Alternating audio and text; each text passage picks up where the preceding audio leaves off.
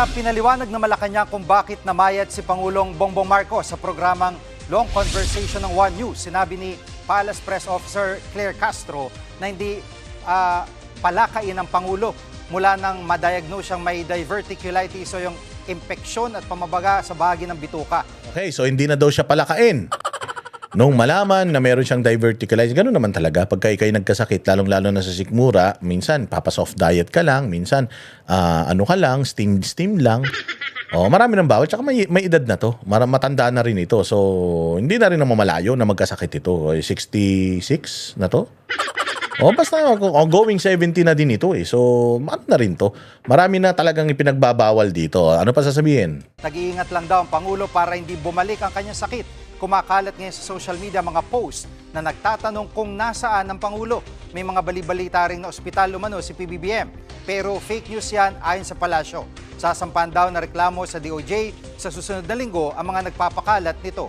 Hindi, kung nagtatanong lang, di nyo dapat sampahan niya, nagtatanong. Sabi ko nga sa inyo, you actually do not have to file cases. Gagamit pa kayo ng resources ng pamahalaan para lang mag-imbestiga dito. It's simple.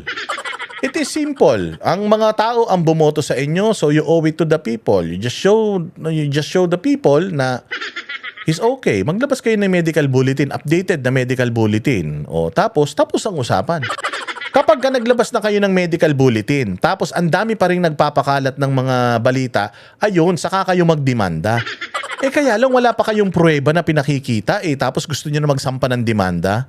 Ang sabi nila, kapag nagsampa ka ng demanda, ibig sabihin, pinatitigil ka sa ginagawa mo. So kung halimbawa ako, sampahan ako ng demanda, ibig sabihin, pinatitigil na nila yung ginagawa ko. Kung binabanatan ko si Bongbong, pinatitigil na nila akong banatan si Bongbong, tama? Before mo patigilin yung isang tao na mag-speculate, magpakita ka muna ng pruweba na okay lang. Ngayon sasabihin nyo na naman, the burden of proof is with the accuser. Ayaw naman namin mag-asampa ng kaso sa korte. So, pwede kami hindi magpakita ng pruweba, tama? Pero pwede kami mag-speculate. Kasama yan sa freedom of expression, yung pag-speculate. Kapag ka nakikita mo, pwede kang bumuo ng tawag dito, istorya sa isip mo. Ngayon, kung wala kang pruweba, patunayan mo na mali yung sinasabi ko. Kasi pag sinabi mo sa akin, patunayan mo nga yung sinasabi mo, wala naman akong patunay talaga. Hinahanap ko lang talaga siya kasi hindi ko siya nakikita. Ngayon, magrereklamo ka sa akin. Didemanda mo ko. Pag dinimanda mo ako para malaman mo na fake news yung sinasabi ko na wala siyang colon cancer, kailangan maglabas kayo ng medical bulletin na talagang cleared siya sa sakit na yun, na wala talaga siyang colon cancer. Kung ganun naman pala ang mangyayari pag sinampahan mo ko, bakit hindi mo na nang ilabas, wag mo na akong sampahan ng kaso. Kasi kapag inilabas mo na, ito po yung medical bulletin ng presidente, nakalagay po dito, ang sakit niya, bulate. Ang sakit niya, kabag. Ang sakit niya ay ang sakit niya ay nakakain lang ng panis na arroz caldo, ganun. Ayan. Kung may nilabas na kayo na ganyan, tapos sinabi ko ngayon na, peke yan. May cancer talaga siya. Ayan, pwede mo na akong kasuhan. Kasi naglabas ka na ng pruweba, pinagpipilitan mo pa rin, sinasadya mo nang magpakalat ng false na news. Doon pwede. Pero sa ngayon, di ba, wala pa kayong pinakikita. Puros, talk shit lang. Sinasabi lang ni Castro, okay siya. Sinasabi lang ni ganito, okay siya. Hindi kami basta-basta maniniwala, salita lang kailangan namin may pruweba. Kung may pruweba na, wala naman palang sakit di move on na tayo. Ganun. Naglabas kayo ng negative result ng drug test, hindi naman pala addict di tapos ang usapan. Pero kung naglabas ka na ng drug test, sinasabi pa ni Jack Argota, addict ka. Pucha, pwede mo na siyang ipakulong noon. May pruweba ka na Diba? Ibig sabihin, sinasadya niya na talaga na manira. Mananalo na kayo noon. Diba? Tama?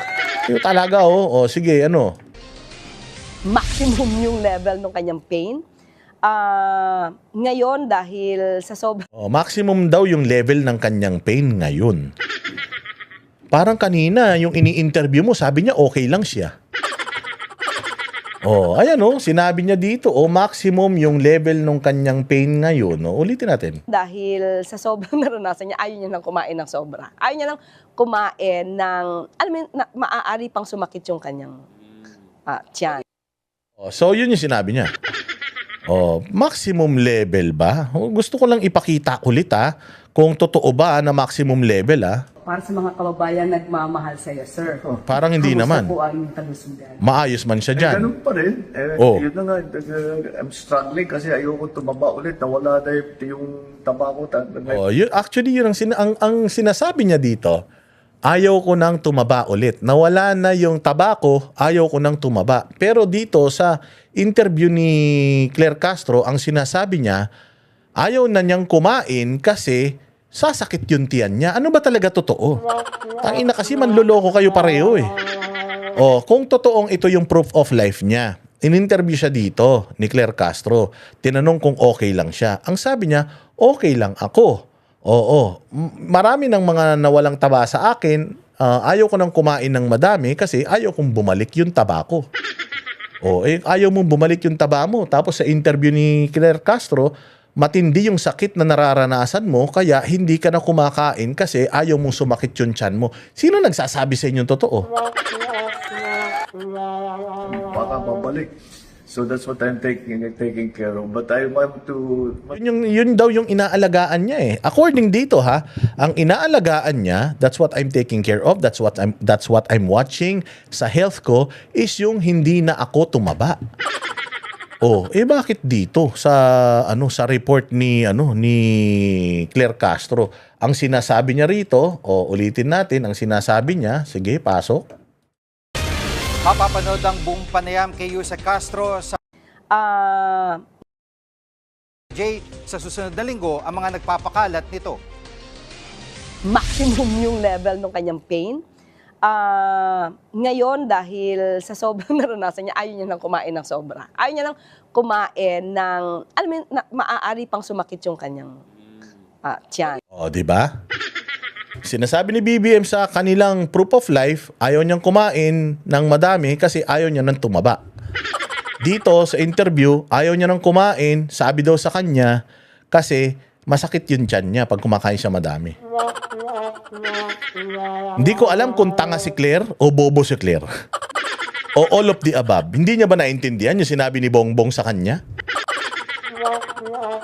Kaya ganito yung interview niya. Diyos ko po, sabi ko nga sa inyo, galit na galit kayo sa mga Duterte supporters. Matatalino yung mga Duterte supporters. Lahat ng kabobohan nyo sa namin Sapul talaga namin yan. So ngayon, yun lang naman yung natin, masasabi natin dyan. So kung buhay, di mabuti, magtrabaho. Daming problema ng ang daming problema ng bayang Pilipinas. Kaya tama lang naman na sana nga talaga buhay yan. Sana walang sakit yan para matapos niya in 2028. Kasi tarantang-taranta na talaga yung mga congressman na ma-impeach si BP Sara kasi baka anytime mategi ito. Pag nategi ito, patay. Patay, biglang second coming ng Davao leadership nangyari. Ubos ang mga NPA, ubos ang mga komunista, ubos ang mga korap, ubos ang mga magnanakaw, ubos ang mga adik. Diyos mio. Kaya yun yung kinakatakot nila. Dito tayo, pakinggan natin yung masasabi naman ng PNP patungkol dito sa issue ng fake news. Anong posibleng kaharapin na kaso nitong mga ayaw tumigil sa pagpapakalat ng fake news? Yes po ma'am, sa nabanggit ko po kanina, ang maaari pong maikaso sa kanila ay Article 154 po of the Revised Penal Code po. Ang magiging penalty po dyan pag ginamitan ng ICT po or Information and Communication Technology ay 1 degree higher po. Ang kanilang imprisonment ay 1 month and 1 day to 6 months and fine po na 40,000 to 200,000 po ma'am. Depende pa rin po yan sa appreciation ng court po and gravity of the offense. Oo. Di ba meron po kasi mga Facebook pages na hindi naman talaga mukha ng personalidad o mukha ng tao ang mismo nagpapakalat ng fake news. Gumagamit sila ng dummy accounts. Dito po ba cooperative din ang Meta sa pagbibigay sa inyo? Madali ba matrack kung sino yung gumagawa ng mga Facebook pages using dummy accounts, spreading fake news? Regarding naman po sa dummy accounts, yun po, malalaman pa din natin yan through cyber warrant po. Kaya po pag binigay sa amin yung mismong account po, ang ginagawa po natin, nag-gather po tayo ng information doon and then nag-apply tayo ng... Klaro ha, ibinibigay sa kanila yung account. Pag binigay yung account, babantayan nila yon. At kapag nagkamali ka, yari ka.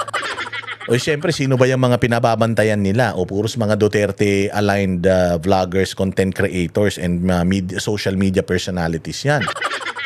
So yun nga yung sinasabi ko, kaya mag-ingat-ingat kayo sa mga pinipick up ninyo ng mga balita. O halimbawa, may nagsabi na ganito, alam mo, confirmed na mayroon daw cancer. Usap-usapan sa ganito, confirmed daw yan. O tapos ikaw naman ngayon, putang ina, chismoso ka, nilabas mo ngayon sa social media mo. Without even confirming, nilabas mo sa social media mo dahil tiwalang-tiwala ka lang dun sa tao na yun. Imaginin mo, kung alam yun ng tao na yun, hindi niya nilalabas. Tapos sinabi niya sa'yo, ikaw inilabas mo. Anong tawag sa'yo? Ang tawag sa'yo, chismosa ka, usapan lang natin yan, tas inilabas mo. Diba? O halimbawa, nagkukwentuhan tayo ngayon, hindi confirmed talaga yun. Oo talaga, addict talaga. Confirmed talaga, may cancer talaga. Yun yung kumakalat-kalat dyan sa loob, may cancer talaga eh. Alam na. Tapos siyempre ikaw, kuha ka ng cellphone na ganyan. Hindi, totoo ba yan, Kuya Dada? Totoo yan? Oo, totoo yan. Ganun ba? Sige.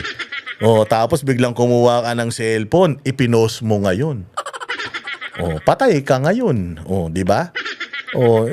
Alam mo yun, kasi kung halimbawa ako, alam ko, hindi ko pinost. Ibig sabihin, alam ko delikado. Kaya hindi ko pinopost. Alam na pala, kalat na pala yan. Bakit hindi pinopost masyado nitong mga nakakaalam? Kasi delikado yan. Ikaw, sabik ka, pinost mo, patay ka. Kaya ingat ha. Ingat kasi baka memya, patibong din yan. Pati hindi lahat ng mga naririnig ninyo, nababasa ninyo, totoo yan. Alam nyo yan, sa social media, ganyan. Yung kapitbahay ninyo, na panay ang flex ng mga magagandang bagay sa buhay niya, punong-puno ng utang yan, maniwala ka. Napaka-pretentious ng social media kung alam nyo lang. Hindi lahat ng nakikita nyo sa social media. Sabi ko nga sa inyo, yung kabarkada ko nangungutang sa akin. Hirap na hirap daw sila sa buhay. Pinautang ko, putang ina niyan. Wala pang 10 minutes, nasa samgyupsalan sila nung pamilya niya.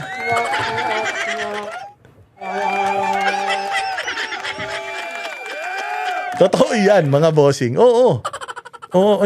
Pahiram naman ng pera kasi wala pa kaming sweldo. Yung panggatas ng anak ko, babayaran ko rin. Ikaw naman habag ka, binigyan mo, magkano ba? 2,500. Binigyan mo ngayon ito 3,000 para sarado, wala nang butal ha, 3,000 bayaran mo. Grabe, malaking tulong to. Talagang problemado lang kasi kami. Bayaran ko kagad. Putang ina, pag bukas mo ng social media, pag tingin mo, naka my day. Nasa samgyup salamat. Tarantado ka. Lahat na, sabi ko sa inyo, sobrang pretentious ng mga tao. Yung mga pakita ng mga mamahaling mga gamit, salat yan.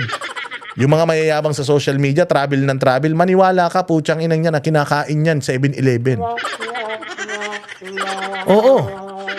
Mag-ingat kayo doon sa mga balitang kinukuha ninyo. Okay yan, halimbawa, nakagkwentuhan kayo, sinabi niya confirmed. Kalma ka lang. Kalma ka lang, huwag ka masyadong malikot, huwag kang masyadong nangunguna lagi sa balita. Wala namang patimpalak ito ng kung sinong unang magbabalita, kung sino may cancer sa gobyerno. Kaya ayan, nakaabang sila, tapos lari ang page mo, pinaghirapan mong page mo, yung following mo. Yari yan. Kaya ingat-ingat ha, lalo na yung mga okay lang naman na na-excite kayo, di ba? Siyempre, ang sarap nga naman mang-asar ngayon, sa dami ng mga bobong loyalista, ang sarap mang-asar, di ba? Kaya lang, baka mamaya, nadadali kayo, baka mamaya, ang target nila, humina yung social media, yung hold natin sa social media by means of tanggalin nila lahat yung mga account natin, yari na. Yan ang delicates dyan. Cyber warrant sa court. Ito po yung warrant to disclose computer data para i-implement po natin yan dun mismo sa social media platform kung saan po ito i-post. And that's the time po na makapag-submit po sa atin yung or reply po yung mismong social media account, and then malalaman po natin yung information po paano create yung account. It includes yung number, yung name, yung address po nung account na ito. So nahuhuli pa rin, wala silang kawala kahit dummy account ang gamit nila? Yes po ma'am, kasi po meron din pong nakalink dyan na mga numbers and also po yung email address, and dun po yung magiging lead natin sa ating investigation. Ayan na. So yan yung sinasabi ng mga kapulisan o pati sila involved na. O social media ang usapan pero pati PNP involved na ha. O so alam natin to. Whole of the nation approach ito para patahimikin tayo lahat. Diyos mio, mga kababayan.